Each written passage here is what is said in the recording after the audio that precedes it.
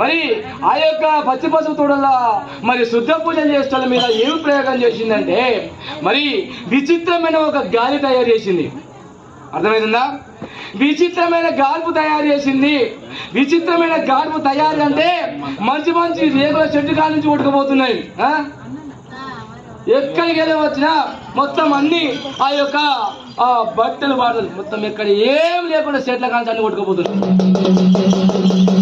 అరవడుకులాగా కావాలి ఒక బారి కన్నే పడాలి. ఎప్పుడైతే శుద్ధ పూజ చేస్తున్న తీసుకువచ్చిందో విచిత్రమైన గాలి తయారు చేసింది. గాలి తయారు చేసి గొంతుకలు బంద్ చేసింది. గొంతుకల మీద కూర్చున్నదే